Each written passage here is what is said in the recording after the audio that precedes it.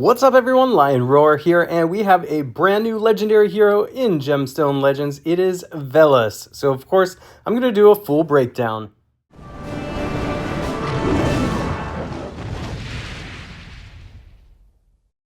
Alright, so VELES is a purple legendary attacker assassin of the Slavs clan. And he's a really interesting one, so I'm excited to talk about him. And I do have a couple scrolls, so I might try to see if I can snag him towards the end here.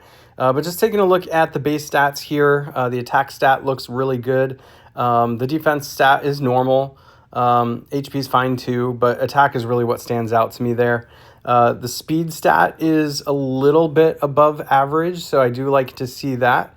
Other than that, he is an accuracy leader, increases the accuracy of all allies by 40% in all game modes. That does have some synergy with himself. It's just that I like to use the speed leaders, and there's enough of them at this point in the game that you don't really need to have leaders of any other type, unless you're really trying to go for some super synergy, but speed is kind of the name of this game. All right, let's take a look at the special skills. So Catonic Right gains increased speed for 4 turns. You know I like speed, and do note that that's fully leveled up. I believe at level 1 it's going to be 2 turns. Yeah, so you can really increase the stats on this particular skill by leveling it up. I mean, 4 turns is like forever in this game, so that's great. You know what I just said about speed, so you know that's something that I think is really, really good on any hero. 100% chance to inflict curse on all enemies for 5 turns. This one's really interesting.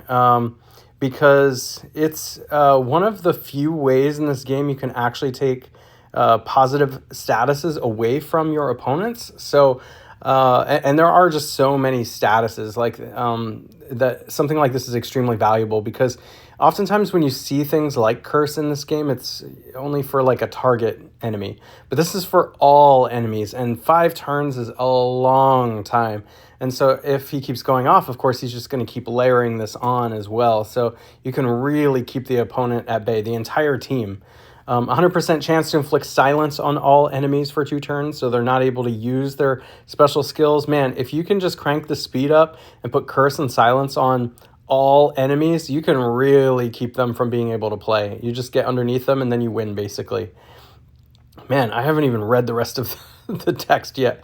Deals damage to all enemies for 1,700% of accuracy. So, of course, because you're inflicting a couple of statuses like curse and silence, you want to make sure that your accuracy is really, really high.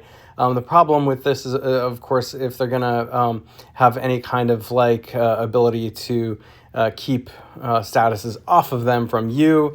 You know, I'm thinking of a few different types of effects like that would kind of nullify this, but that's why if you're just faster, you can kind of get underneath those things. This is a really, really good active skill. Let's take a look at the passive. When he attacks with gemstones, an enemy affected by curse status, he has a 100% chance to inflict death status for 2 turns on the attacked enemy and extends the number of curse status on all enemies by 2. Holy cow, that's amazing. By the way, just as a reminder, death status means that it's going to damage them for 25% of their max health, and whenever that's on an enemy that's starting to run out of health, that's potentially really, really huge.